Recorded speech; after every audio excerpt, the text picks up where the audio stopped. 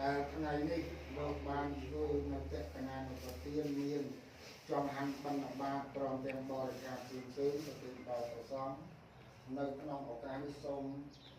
លោកឧបាអង្គអង្គមេមកអនុមោទនាសពបងនៅក្នុងកម្មនេះឱកាសនេះបានសូមអធិស្ឋានសូមហៅលោកវិទ្យារបស់អ្នកទាំងអស់ហើយទីកំពុងលើអាចារ្យហៅថាដល់យើងហៅលើតមកជួយចូលបានដល់ហៅក៏ដែរណាខ្ញុំលើថែខ្លាវាឲ្យមកបងកាន់សិនអត់ទៅខ្ញុំដាក់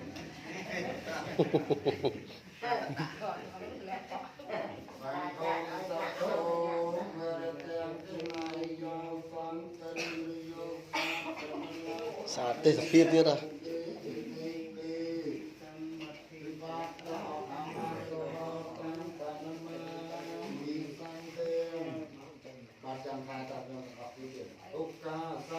ឧកាសៈសុបដិបាណសៈភ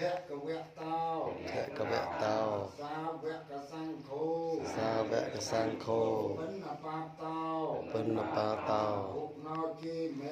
ឧណោជេមៈ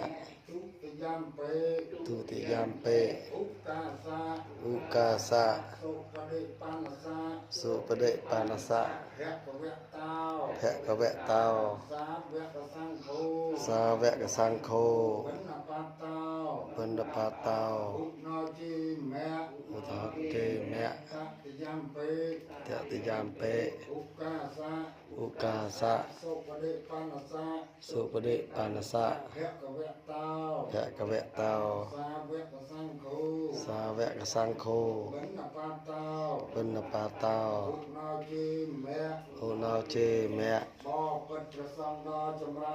បពុទ្ធប្រសង្ឃដ៏ចម្រើនរៀបចង្ហាន់បណ្ឌបាតនេះយើងខ្ញុំទាំងឡាយនេះប្រកបដោយធម៌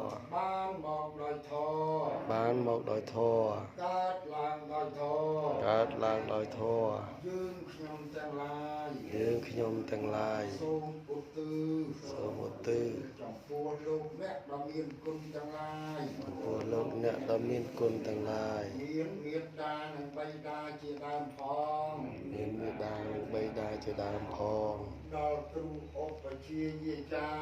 ដល់គ្រូឧបជាយាចាញាតិកានៅក្នុងសង្សារវដ្ត